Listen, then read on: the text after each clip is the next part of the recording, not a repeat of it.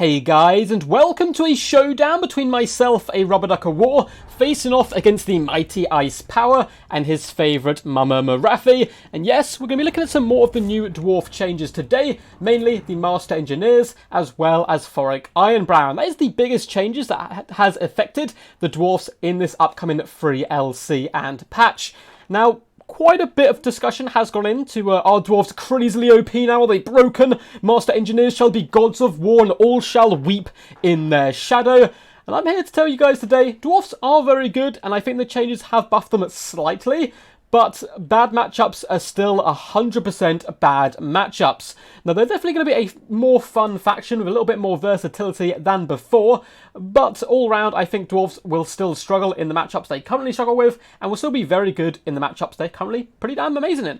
So let's go through our build first and foremost. We have a load of miners with blasting charges dotted all the way along. Boop, boop, boop. Blast charges are very good, of course, and now we can indeed give them extra ammunition back, which is quite useful from the double Master Engineer. In the secondary line, we do have Quarrelers, as well as some Ulthwar Raiders, the regiment-renowned Rangers with great weapons, just dotted throughout. Again, you have to really be prepared for the enemy to go mass shades, mass dark shards, so you'll be able to try to counter-shoot to them where possible. Double Slayers to help protect the back line, one of which is the Dragonback Slayers, and an essential core, which I think is going to be pretty popular going forward with Dwarf meta, double Master Engineer, both coming in with the Fiery Ring, as well as Flash Bomb. Now, Flash Bomb has changed significantly.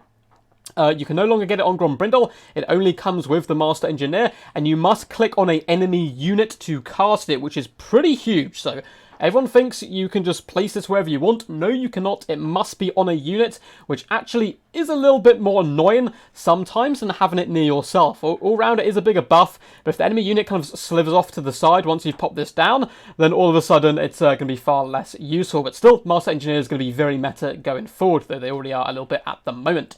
Thoric Ironbrow shall be coming in, stroking his glorious DAWI beard there, riding dirty on his anvil, coming in with the Rune of Slowness, Rune of Speed, Rune of Wrath and Ruin, as well as the Rune of Doom. We're bringing him fully kitted, I think, today, which probably isn't the most cost-effective way of bringing him, but I wanted to try out a few bits and bobs. Actually, looks like we haven't brought his armour. Rune of Slowness is very, very powerful, and I think Rune of Speed, combined with the Rune of Doom, can be some pretty good fun. You can actually get plus 48 melee attack on certain units, which is absolutely wild when you consider you can pop down hammers and slays and other such stuff. A unit which has changed for the Dark Elves, there's a few switches that have come in, is the Sign of Red Ruin and all Blood Rack Medusas. They fire in kind of a beam shot going directly like a sniper rifle at the enemy, and not only that do they look absolutely badass as they do so, but if they cannot shoot a target, if they get, stuck behind their own troops, which is a big problem for them, they can't shoot past dread spears and stuff. It's a little bit ridiculous because those pointy hats that the Dark Elves do bring. These guys will switch automatically to a mortar style of fire where the loop shots up and over the enemy and hit them on the top of the head, which is certainly a change I'm a big fan of. So they almost fire like ancient salamanders if they are obstructed. We do have a load of Harpies in the sky, free, which is absolutely pivotal here now due to the power of gyrocopters. Bleak Sword front line, which is simply here to die and take blasting charge to the face. Couple of Hagenef Executioners in the back and 2 Dark Riders. Leading the force shall be double Death Hag, which can be pretty good in this matchup. They do have really decent damage dealing potential, poison attacks, anti-infantry. All of that does add up against the DAWI. And then we have Marathi, and Marathi has just got more powerful. Now, her stats may not have changed, I don't think they have at least, and her items haven't changed too much, but there has been a big change to Air of Effect spells. So normally, you cast a Soul Stealer, whenever you hit, say you hit a unit of Longbeards, the majority of that unit must be within the Air of Effect to get caught right, but no longer. If just one singular model is in this Air of Effect, and this goes for all debuffs and buffs that are this Air of Effect, the entire unit gets hit. So if one miner is still in the range of Soul Stealer, that entire unit will indeed get hit. It no longer needs to be the majority of the unit, which is pretty crazy. Master Engineers are poking down the Sign of Red Ruin, who's slithering away, slinking back to her lair, coming to attack us no doubt once again in the future. And I know the Bleak Swords are here just to eat blasting charges, but I'm still going to go give the people what they want and blow these guys up. And at the end of the day, you're still clearing out enemy chaff, which is something the Dwarfs do have to do in the majority of matchups. So it's a bit of, everyone's a winner. My opponent gets me to waste blasting charges on non-expensive troops, But at the same time, we get a kill a load of chaff, which is pretty pivotal. And all across the battle line, you can see Blink Sword's trying to be a little bit sneaky here, and a nice little change of formation by Ice to try and force his troops in. We have spotted this though. We're going to allow the Ironbreakers just to blast them to their faces off, and then fall back with the Crawlers back to friendly territory. Crawlers and All-Fire Raiders are continuing to pour in fire onto the Bleak Swords here, and the Harpies just trying to finish them off where possible. But you can see that Soul Stealer does come down, catching all of these glorious targets, as the Harpies once again do dive in. My opponent does manage to hop on top of the Crawlers, but we're simply going to use that as an opportunity to blast them off the field with these blasting charges. Unfortunately, our Dreadback Slayers have been sucked in here to the Hageneth Executioners. Not a good engagement for them whatsoever, but the Crawlers are aiding their support where possible. Mine's going to be trying to loop around this flank to try and get some dirty rear attacks in. Master Engineers are trying to focus fire down the Death Hags at the moment, and Marathi trying to finish her off where possible. But we really need to be doing some fire rings down this flank, clearing away these troops, as we are starting to get a little bit thin on the ground as support in our back line does go. The Norgrimland's Ironbreakers do manage to use up their blasting charge there, finishing off some Bleak Swords, but are now engaged in glorious combat with a rather healthy unit of Hageneth Executioners, as Dark Rise do try to pour into the gaps. A big old fat wand is going to come down. We do try and juke with the Raiders for some bizarre reason. I always try and juke the spell, but in reality it is impossible to juke, and you are going to get hit by it no matter what. We're being a little bit too passive with Thoric, and I've done a lot of games. We're missing a lot of games between me and Ice Power, because we were training on all the new kind of like DLC stuff. And Thoric is actually really tanky, so we certainly should have used him far more in combat. And we're going to see here the effect of Soul Stealer. So you can see we get out the majority of all of our Raiders. Just one or two more has been caught in there, but you can see it does connect now and does some good damage, which means Marathi probably going to be even more of a common pick than she already is. Ironbreakers are doing a decent job actually up against the Hageneth Executioners. They have been getting a bit of support by Quarrelers, but Norgrimlings are such an underrated unit. They're so powerful. They can go toe-to-toe with most units in the game and at least hold them back for a long duration. The Quarrelers do manage to beat back the Dark Rise with some support here of the Slayers. We do a nice fiery ring down, catching those Hageneth Executioners, doing some pretty decent work, and Thoric now shall be leading the charge in, looking to smite and crack the skulls of these Hageneth Executioners if possible. Bounce power does like us, but we're looking quite thin on the ground, which can always be a bit of a problem with Dwarfs. We do pop a flash bomb down, catching out to the Silent Red Ruin, but because it's not over effect anymore, we do, or it is air effect, but you don't kind of do it around your character. The Death Hags are actually going to be able to catch him down, but luckily we have that second flash bomb, and that's why it's probably better, because now that you can bring two to the battlefield. Catching the Death Hags, but the Master Engineer is trying to leg it at the moment. Rune of Doom has been popped. Going to be buffing our melee attack, and those Drownback Slayers should hopefully be able to carve their way through the enemy, but a well-placed Soul Stealer is going to make that a lot more difficult. Luckily, Thoric, I believe, have 40% magic resistance on his toilet seat, which is pretty crazy.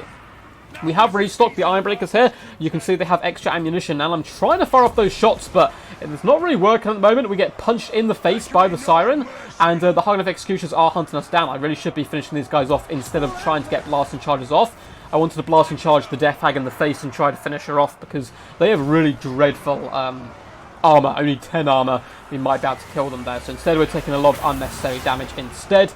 Luckily, a bit of friendly fire does come down on the Hageneths, doing some pretty big damage, and we are going to be popping now down a Rune of Speed, which increases that melee attack by 24, allowing these Quarrels to actually punch back really effectively up against the Dark Riders as well as the Bleak Swords, but we're wavering just about holding on. The Ironbreakers, they're kind of bugging a little bit, just firing like one or two blasting charges. Not really sure what was going on there, but they are unfortunately suffering because of it due to the Hageneth Executioners. Engineer is now being hunted down by the ladies, which is something he would normally like, but I guess not if they're Dark Elf ladies. And the Sign of Red Ruin is going to be going after him with a pretty damn cool attack animations. A fire ring does come down, not really doing any damage there because we only hit characters. I think I popped that down because I think I knew I was going to get hunted down and killed here. Quarrelers are going to try to rain in some shots from afar. Quarrelers on this side are biting the bullet though. Hageneth Executioners are finishing them off. Norgrimland is still struggling to get off their blasting charges. Not sure what's been going on with them today. But the Ironbrow is rather healthy, which is good news for us. It's keeping the bounce power dead even. And Soul Stealers won't really do anything to him. As you can see, he does come with that 40% magic resistance. And every time someone casts a spell near him, they do get overcast damage. It is a minor overcast damage. It's not quite as huge as it normally is. But it is, yeah, it's still very nice and can really new to the effectiveness of someone like Marathi, who's getting close to a healing cap right now. Balance power is still in the balance, very dead even. It looks like the Dark Elves for the first time have started to take it into their favour. But the Ironbreakers shall stand firm. You can see a blast charge does go in. Thoric is going to have to take this engagement if possible, and he does pop down the Rune of Doom, increasing his melee attack here to a rather impressive 59, and that's with the debuffs of Morathi coming into the fray, and he is knocking her around, down to just 870 HP. He really can dish out the damage, and I think we've used him quite passively here today, but there's still hope. You can see the sign of Red Rune there, launching a shot catapult style to get over the heads of the Bleak Swords, which is some pretty cool stuff. Ironbreakers, of course, will continue to hold. Rune of Slowness goes down the Morathi, and there you go, look at that. Boom, up in the air, and bam, straight down. Doing a bit of friendly fire, though, as well to the Death Hag.